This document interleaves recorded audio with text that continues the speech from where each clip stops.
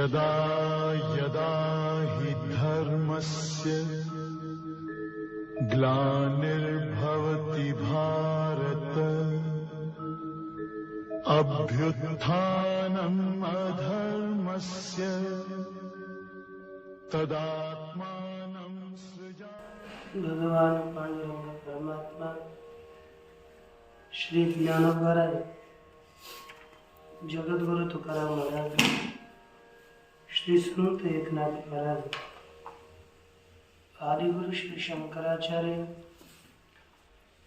इत्यादि सब संतों के अलौकिक और हेतु की ऐसी कृपा से श्रीमद् भगवद गीता का विचार करते समय श्रीमद् भगवद गीता के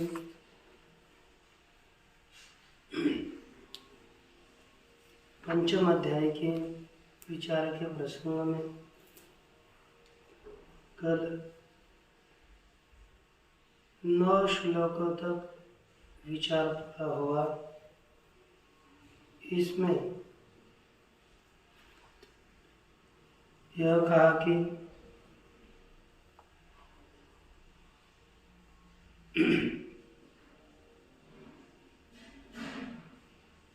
जो तत्वज्ञानी है वह सभी प्रकार की क्रियाओं को करता हुआ भी आत्मदृष्टि से मैं कुछ भी नहीं करता ऐसा माने, समझे कि क्रिया इस देहादि संघात में हो रही है, मुझ आत्म स्वरूप में किसी भी प्रकार की क्रिया नहीं हो रही। मैं अकर्ता हूँ, मैं अभोक्ता हूँ। मेरे में कायिक, वाचिक और मानसिक किसी भी प्रकार की क्रिया मुझ में नहीं है। मैं इन क्रियाओं को नहीं करता। इस तरह से साधक चिंतन करे। लेकिन जो अज्ञानी है, तत्वज्ञानी ऐसा समझ करके कर्म करेगा तो कर्मों से लिप्त नहीं होगा। लेकिन जो अज्ञानी है वह तो कर्म से लिप्त होगा ना, तो उसके विषय में भगवान परमात्मा कहते हैं अज्ञानी पुरुष भी यदि मैं बताता हूँ उस रीति से कर्म करेंगे तो वह भी लिप्त नहीं होगा। ज्ञानी तो मैं कर्म नहीं करता हूँ ऐसा ही चिंतन करता है, लेकिन बचा हुआ अज्ञानी वह कैसा माने, इसका भी कथन प्रस्तुत में कर रहे हैं। तो देखिए,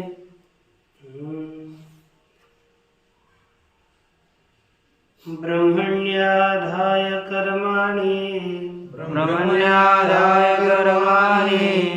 संगं त्यक्त्वा करोति यः लिप्यते न स पापेन पद्मपत्रमिवाम्भसा। कहते हैं कि ब्रह्मण्याधाय कर्माणि, यह ब्रह्मण्याधाय संगम त्यक्त्वा कर्माणि करोति सः अंबसा पद्मपत्रम इव पापेन न लिप्यते। ये भाष्यकार में यही हमें लिखा है। यह ब्रह्मणि आधाय, जो साधक ब्रह्मणि आधाय माने ब्रह्म को अर्पण करके, परमात्मा को अर्पण करके और संगम त्यक्त्वा, संग माने आसक्ति, आसक्ति का त्याग करके कर्म करता है, वह अंबसा पद्मपत्रम इव। अंबसा माने जल के द्वारा, जैसे पद्मपत्र, पद्मपत्र अर्थात कमल का पत्ता लिप्त नहीं होता। कभी भी कमल का पेड़ यदि लगाया हो तो जैसे जल के द्वारा कमल के पत्ते को कुछ स्पर्श नहीं किया जाता, उसी तरह सह पापे न लिप्यते, वह पुरुष पाप से लिप्त नहीं होता, पाप से बद्ध नहीं होता।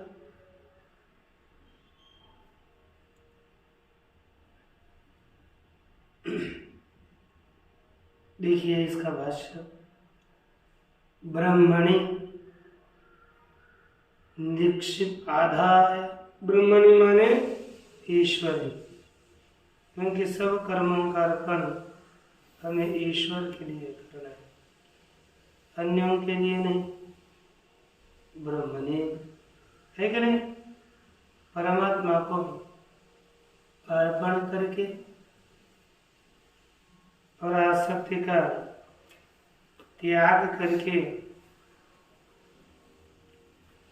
किए जाने वाले कर्म, यदि कोई साधक ऐसा कर्म करता है तो देखो, आधाय माने निक्षिप्य तदर्थम कर्म करोति, माने परमात्मा के लिए कर्म करता है, अपने लिए नहीं।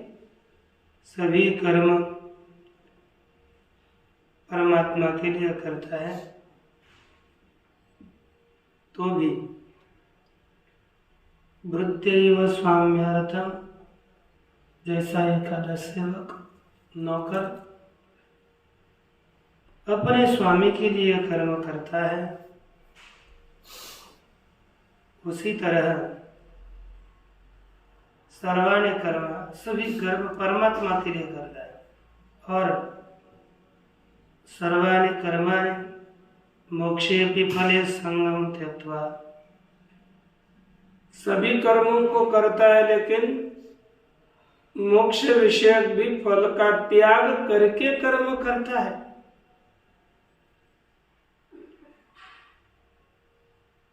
वह देखो कहा,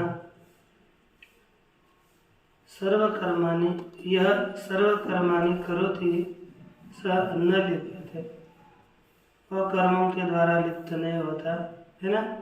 न स पापेन न संबद्धते, वह पाप से संबंधित नहीं होता।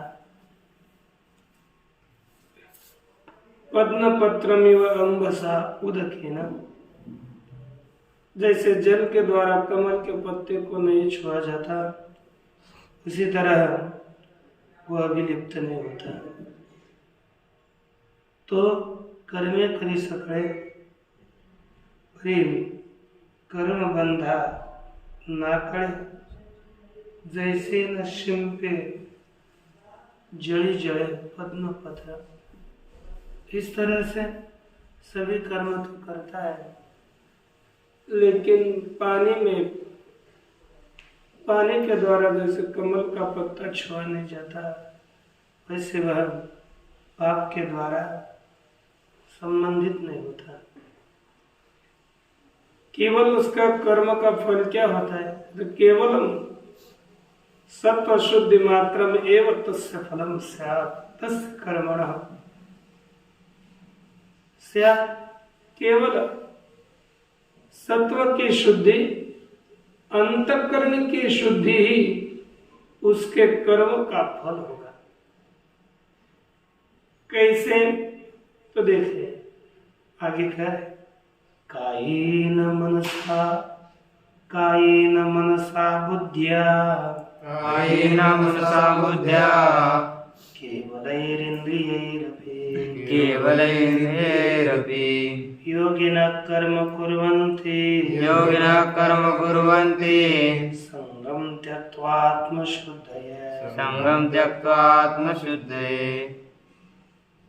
योगिनः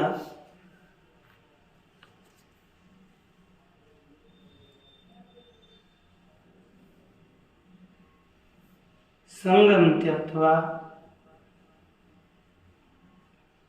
आत्मशुद्धये कायेन मनसा बुद्ध्या केवलैः इन्द्रियैः अपि कर्म कुर्वन्ति। अर्थ योगिनः अर्थात निष्काम कर्म योगिनः, निष्काम कर्मयोगी कर्मी संगम त्यक्त्वा आसक्ति का त्याग करके आत्मशुद्ध अंतःकरण के शुद्धि के लिए, यहाँ पर केवल ही लिखा है ना, उसका अन्वय सबके साथ करना, लेकिन अन्य काय के साथ करेंगे तो केवल विभक्ति परिणाम होगा। केवल शरीर के द्वारा, केवल मन के द्वारा और केवल बुद्धि के द्वारा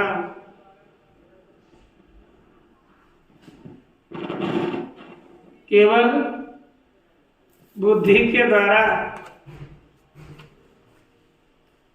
और केवल इंद्रियों के द्वारा भी कर्म करते हैं।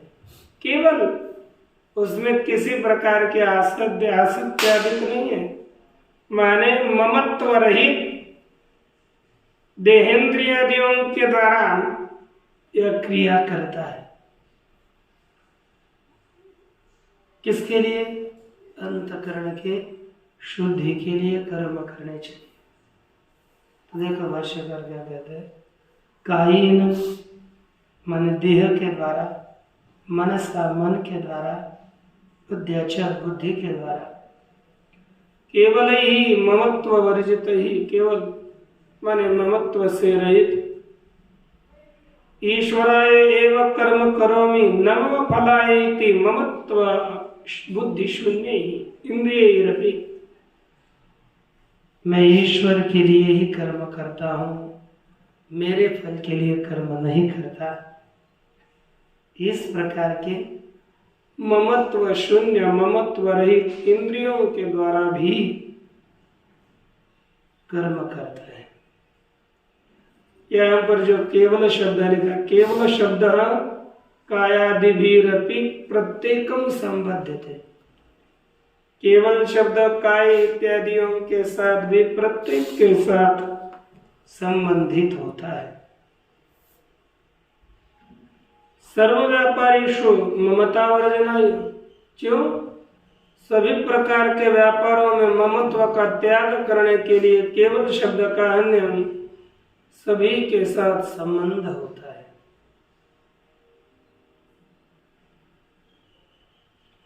योगिनः कर्मिणः कर्म कुर्वन्ति संगम त्यक्त्वा, योगी माने कर्मी कर्म करते हैं, किसी कैसे? संग आसक्ति का त्याग करके कर्म करते हैं।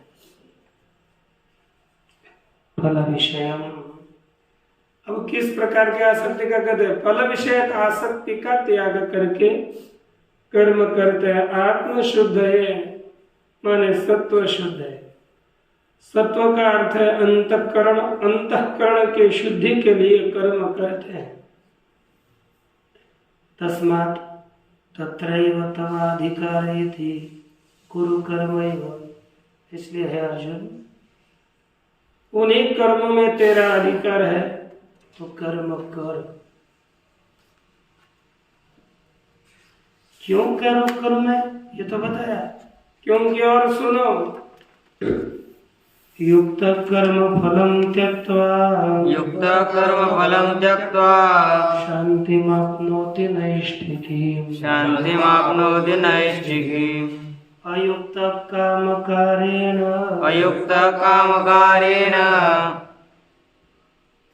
फले सक्तो निबध्यते। कहते हैं युक्त कर्म फलम त्यक्त्वा नैष्ठिकीम् शांतिम आप्नोति। युक्त माने योगी। युक्त शब्द का अर्थ क्या है? योगी। कर्म फलम त्यक्त्वा अर्थात कर्म के फल का त्याग करके नैष्ठिकीम् शांतिम आप्नोति, इस शांति को नैष्ठिकी शांति को प्राप्त कर लेता है। नैष्ठिकी अर्थात मोक्षात्मिका शांति, ऐसे मोक्ष रूपी शांति को वह प्राप्त कर लेता है।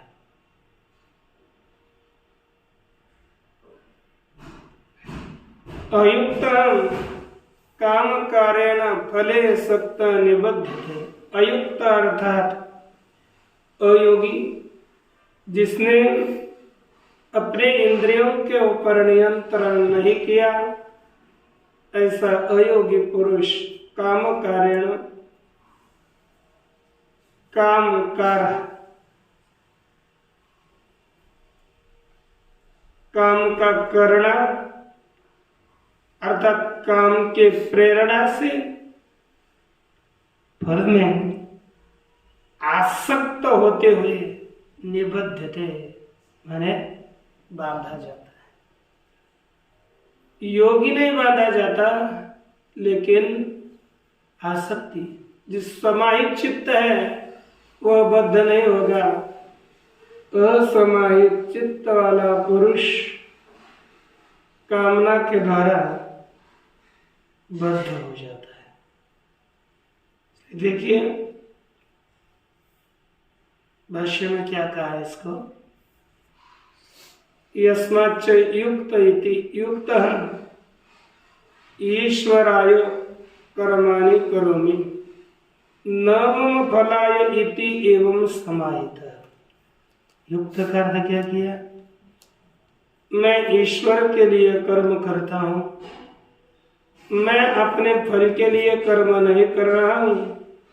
इस प्रकार समाहित चित्त, एकाग्र चित्त होता हुआ पुरुष कर्म फलम त्यक्त्वा, कर्म फल को छोड़ करके शांतिम मोक्षाख्याम आपनोति, मोक्ष नामक शांति को प्राप्त कर लेता है। नैष्ठिकीम माने निष्ठायाम भवान, निष्ठा में होने वाले शांति को प्राप्त कर लेता है। सत्व शुद्धि ज्ञान प्राप्ति सर्व कर्म संन्यास ज्ञान निष्ठा क्रमेण। सत्व शुद्धि माने अंतःकरण की शुद्धि, ज्ञान की प्राप्ति, अब सर्व कर्म संन्यास, फिर ज्ञान निष्ठा। इस क्रम से मोक्ष रूपी शांति को प्राप्त कर लेता है। साक्षात कर्म करने वाला नहीं, कर्म फल का त्याग करके कर्म करने वाला जो पुरुष है वह नैष्ठिकी शांति को क्रमशः अंतःकरण शुद्धि, ज्ञान प्राप्ति, सर्वकर्म संन्यास और ज्ञान निष्ठा, इस क्रम से कभी भी अंतिम फल मोक्ष बताया और कर्म भक्ति से बताया, तो ज्ञान प्राप्ति के द्वारा निष्ठा को प्राप्त कर लेता है, यह हमें समझना है।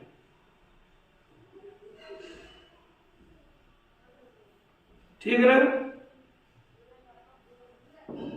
यस्तु पुनः अयुक्त असमाहित, परंतु जो पुनः अयुक्त है, असमाहित है, अनैकाग्र चित्त है, जिसका चित्त एकाग्र नहीं, ऐसा पुरुष काम कारणम करणम कारः, करणम कारण करण, कामस्य कारः काम कारः, काम की प्रेरणा, तेन काम कारण, उस काम के करने से, माने काम प्रेरिततया, काम के द्वारा प्रेरित होने से, मम फलाइदम करोमि, मैं यह मेरे फल के लिए करता हूँ, इति एवं फले सक्तः, इस प्रकार फल में आसक्त हुआ पुरुष निबध्यते, बांधा जाता है। अतः त्वम युक्तो भव इत्यर्थ, इसलिए तो योगी हो, इस तरह भगवान ने कहा है।